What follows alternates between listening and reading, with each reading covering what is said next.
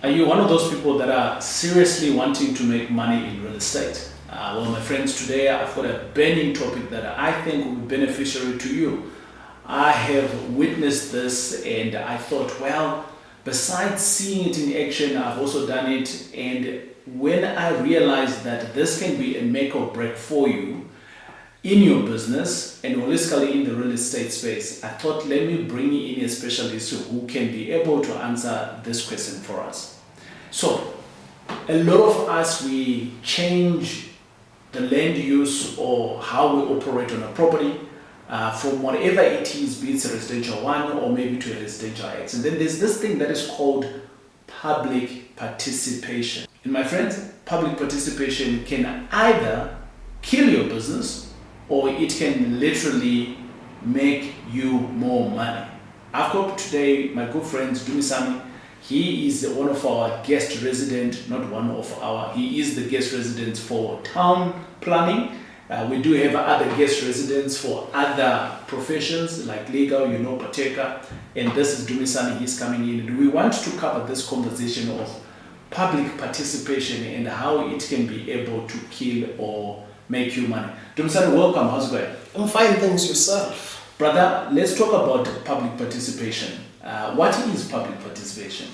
Okay, so when the new dispensation was introduced in the country, right, it was felt much that there was less interaction and less buy-in from members of the communities. right. Because you would remember we are from a system where it was only one certain race group that made decisions on everything else. Okay. But when the new constitution was introduced, it says let's have law that is equal to everyone. Right. So that whatever that take place or happens in a neighborhood or in a township or in the environment, people can be afforded an opportunity to have a say, to comment, to object, or even to bring a suggestion. So public participation in town planning, it just represents nearly three simple things. One can object, Right. one can present a representation, or one can present what we call a comment or a suggestion, Right.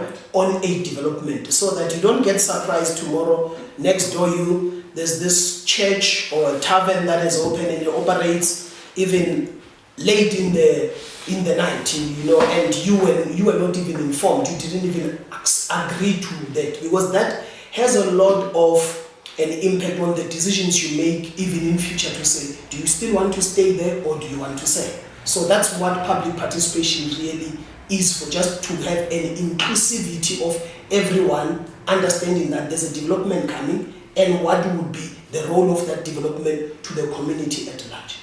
So in a nutshell, what you're basically saying to us here, Dumisani, is that, by the way, my good friend Dumisani is a qualified town planner. That's what he does. There's many projects of mine that Dumisani has been able to help me so that I can be able to make some money in the business. And I bring out to him so that we have these conversations and things that you might not even think about in your projects. And also, just for him to give us what is happening, recent stuff, so that we are ahead of our game. So Dumisani, what you're basically saying here is, if you own a property, you can participate in support or against a development within any area. And I think when we already talk about development, people already assume that this is the high rise that we're talking about, but it's not really. I remember, I haven't told you that I almost bought a brothel at one point in Durban. I did buy it, but I just didn't know that it was a brothel, right? So basically what happened was, this is in the suburbs of Kloof, and I bought the property, and the previous owner used to run a brothel. It didn't start off as a brothel. It started off as a girls' student accommodation. The landlord then gave it to someone else to manage, and that someone then started running a brothel on the place. Now, there have been several complaints at the council. I didn't know, I wasn't aware. And when I bought the property, basically what then happened was the community at large, they then said they cannot allow the property to be bought for another brothel. So I said, whoa, hold on, is there another brothel in the neighborhood? Because they were making reference to my property that this was a both of them. That was my first time of public participation.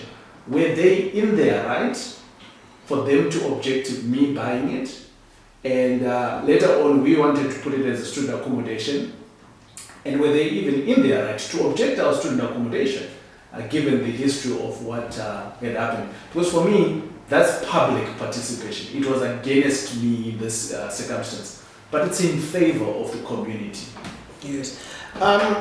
Okay, so I'll say yes, they were in their rights to object when you submit an application to council.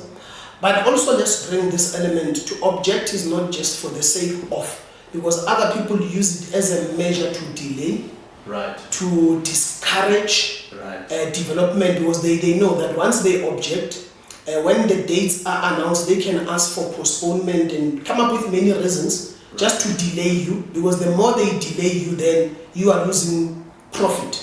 Yes. You have a property that you have bought and you are paying interest on it. You might end up selling it and leaving it, you know. However, the intention of it is not to do that, but it's to ensure that there's proper functionality of land uses, there's proper social interaction of the community, and that there's also control, because remember, crime starts with just one house. Then it grows into a street, into a community. So it's to do those things. However, like I'm saying, some people already have a preemption, like to say, you know what, this thing is not going to work. And like now, they didn't know what you want to do. They already wanted to object because of what they've seen in the past. And mind you, we must not also forget that it's not everyone who accepts change the same way. Most of the objections we have seen is people that did not want to see change. Moreover, with student accommodation.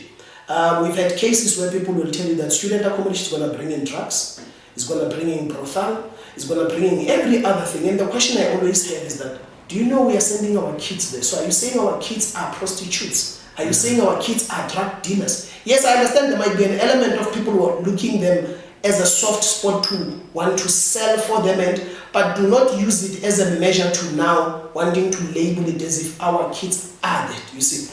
However, the process of public participation, in a simpler term, it's this. If you're in property investment, at some point or the other, you've had to evict someone.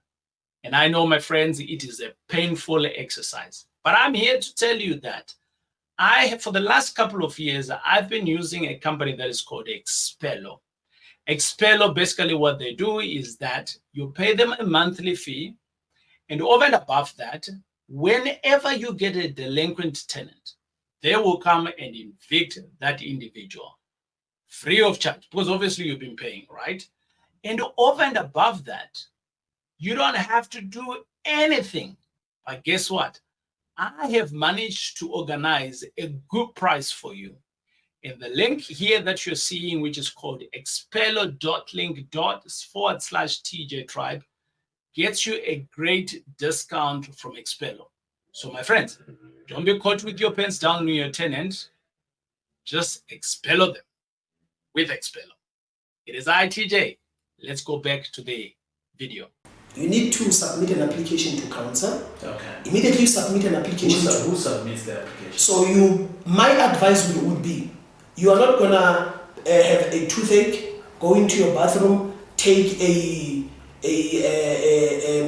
plier and want to remove your own tooth, you know? Yeah. You would want to go to a dentist. So my advice would be, appoint a professional, appoint a town planner, and it's within your right to ask for that town planner to prove that they are registered. They must give you their registration certificate, which is valid for a year. Every year we renew it by ensuring that we go back and pay whatever fees, and they keep on checking that we are still compliant. Okay. So the certificate is not an open end, it's not valid for life. No. Right. Annually it has to be renewed to ensure that we comply. So I didn't even know that. You see, so I'll say appoint a town planner, right, and ask them, are they registered? They have to produce, they must give you a copy of the certificate that is valid. It has a valid date at the bottom.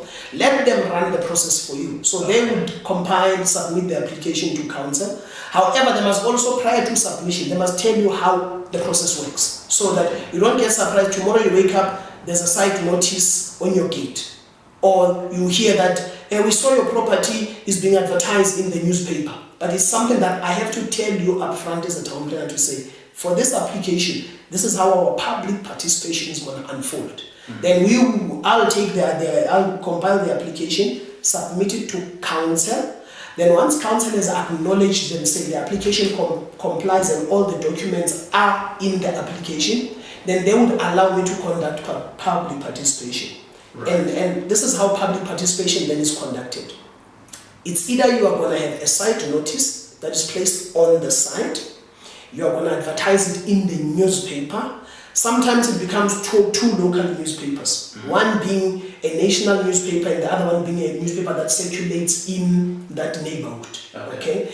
And at times, depending on what application it is, you might need to also put it in the gazette of a provincial gazette of that particular province. Right. Then you also send what we call registered mails to your immediate neighbors, meaning your north, east, west, south, or left, right, front, and then back. Those you send them registered mails. And all of this process need to run concurrently on the same day that is out on the newspaper. The site notice need to be on site.